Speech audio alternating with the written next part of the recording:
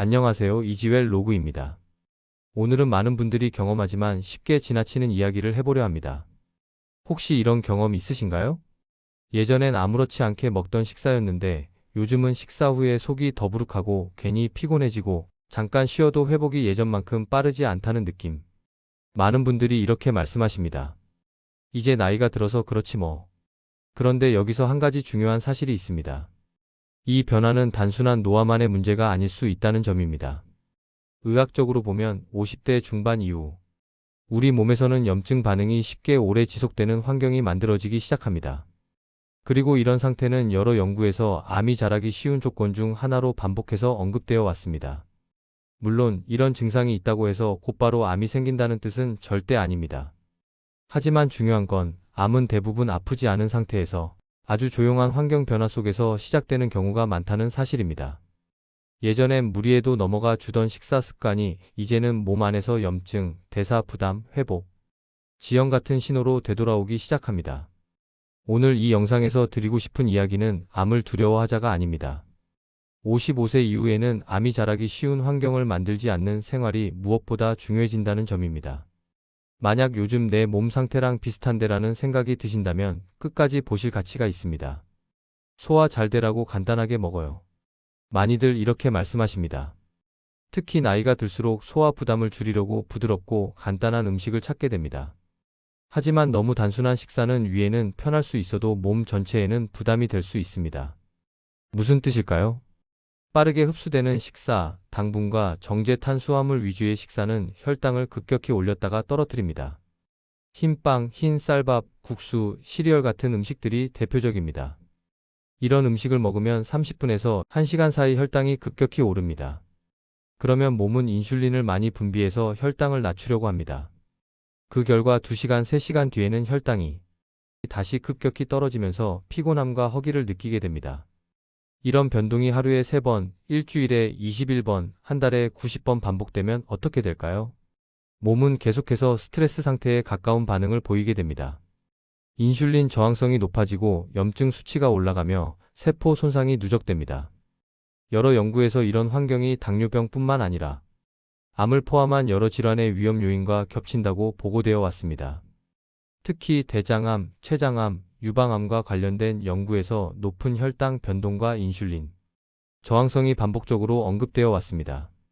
그래서 55세 이후에는 배부른 식사보다 몸이 안정되는 식사가 훨씬 중요해집니다. 안정되는 식사란 무엇일까요? 혈당을 천천히 올리고 오래 유지시키며 급격히 떨어뜨리지 않는 식사입니다. 이를 위해서는 정제되지 않은 곡물, 충분한 단백질, 식이섬유가 풍부한 채소가 함께 들어간 식사가 필요합니다. 간단함보다 균형이 중요한 시기입니다. 많은 분들이 재료만 좋으면 괜찮다고 생각합니다. 좋은 고기를 사고 신선한 채소를 사고 비싼 기름을 씁니다. 그런데 조리 방식은 크게 신경 쓰지 않습니다. 하지만 조리 방식은 몸속에서 전혀 다른 반응을 만듭니다.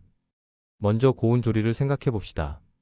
튀김, 구이, 직화구이 같은 방식은 음식을 맛있게 만들지만 고온에서 단백질과 지방이 탈 때 특정 물질들이 생성됩니다. 이 물질들 중 일부는 발암 가능 물질로 분류되어 있습니다. 헤테로사이클릭 아민 HCA, 다완방향 족 탄화 수소 PAH 같은 이름들입니다. 이름은 어렵지만 의미는 명확합니다. 세계보건기구 산하국제암연구소에서는 이런 물질들이 암 위험을 높일 수 있다고 경고해 왔습니다. 물론 한두 번 먹는다고 문제가 되는 건 아닙니다. 하지만 매일 매 끼니마다 고온 조리 음식을 먹는다면 이야기가 달라집니다. 두 번째는 기름에 의존한 조리입니다. 볶음, 튀김, 부침 같은 조리법은 맛을 좋게 하지만 산화된 기름을 함께 섭취하게 만듭니다. 특히 같은 기름을 여러 번 사용하거나 기름을 연기가 날 정도로 가열하면 트랜스지방과 산화물질이 생성됩니다. 세 번째는 강한 양념입니다. 짜고 맵고 자극적인 음식은 일시적으로 식욕을 돋우지만 소화기관에 지속적인 자극을 줍니다. 특히 위와 식도는 이런 자극에 민감합니다. 반복되는 자극은 점막을 손상시키고 염증을 유발하며 회복되지 않은 상태가 쌓이면 암 발생 위험과 연결될 수 있습니다. 그렇다면 어떻게 조리해야 할까요? 가장 안전한 조리법은 찌기, 삶기, 약한 불에 끓이기입니다. 맛이 심심할 수 있지만 몸이 처리해야 할 부담은 확실히 줄어듭니다. 만약 굽거나 볶아야 한다면 온도를 낮추고 시간을 짧게, 그리고 탄 부분은 반드시 제거하는 습관이 필요합니다. 55세 이후에는 맛보다 먹고 난 뒤 몸이 어떻게 반응하는지가 더 중요해집니다. 고기를 먹지 말라는 이야기가 아닙니다. 단백질은 여전히 필요합니다. 특히 나이가 들수록 근육량이 줄어들고 면역 기능이 약해지는데, 이를 유지하려면 양질의 단백질이 꼭 필요합니다. 다만 문제는 매일 같은 방식으로 쉬지 않고 먹는 패턴입니다. 육류, 특히 붉은 고기와 가공육 위주의 식사가 계속될 경우 일부 연구에서는 대장암, 위암 등의 위험과 연관성이 반복해서 언급되어 왔습니다. 세계보건기구는 가공육을 1군 발암물질로, 붉은 고기를 2호군 발암 가능 물질로 분류했습니다. 이것이 고기를 먹으면 암에 걸린다는 뜻은 아닙니다. 중요한 건 양과 빈도입니다. 매일 아침 햄, 점심 삼겹살, 저녁 소시지 이런 식으로 고기가 끊이지 않으면 몸은 쉴 틈이 없습니다. 특히 가공육에는 아질산염 같은 보존제가 들어있고, 이것이 조리 과정에서 발암물질로 변할 수 있다는 연구 결과들이 있습니다. 그래서 중요한 건 금지가 아니라 간격과 균형입니다. 예를 들어 이렇게 바꿔볼 수 있습니다. 월요일 저녁에 고기를 먹었다면 화요일과 수요일은 생선이나 두부, 콩 요리로 대체합니다. 목요일에 다시 고기를 먹고 금요일은 채소와 버섯 중심으로 식사합니다. 이렇게 고기 중심 식사 사이에 다른 단백질원을 넣는 것만으로도 몸은 회복할 시간을 갖게 됩니다. 생선은 오메가3 지방산이 풍부해 염증을 줄이는 데 도움이 되고, 콩과 두부는 식물성 단백질과 함께 식이섬유를 제공합니다.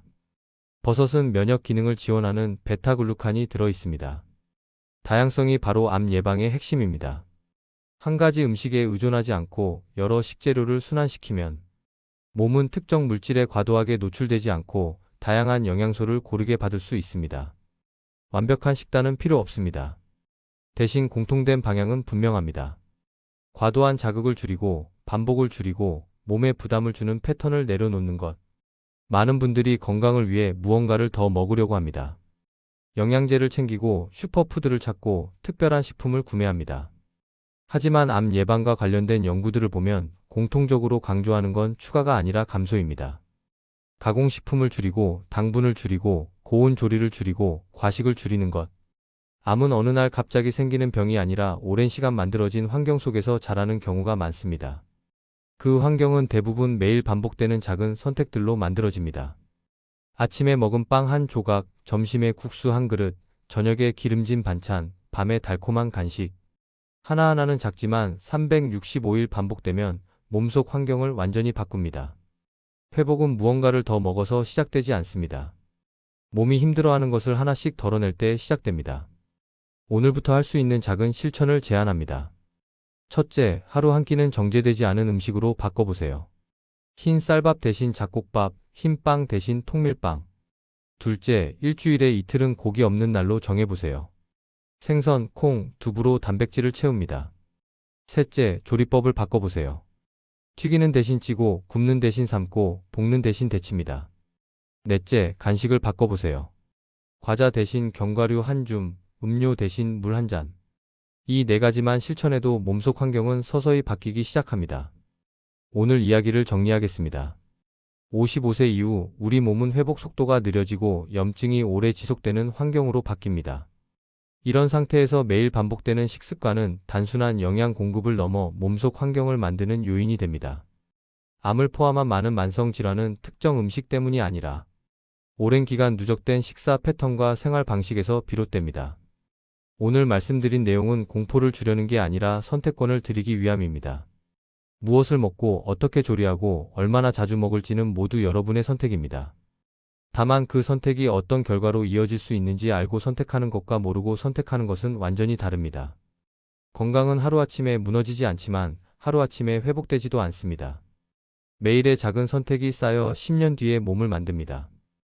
오늘 이 영상이 여러분의 식탁에 작은 변화를 만드는 계기가 되기를 바랍니다. 이런 이야기들이 도움이 되셨다면 구독과 좋아요로 함께 해주세요. 앞으로도 공포가 아닌 사실에 근거한 건강 이야기를 계속 전해드리겠습니다. 오늘도 건강한 하루 보내세요. 감사합니다.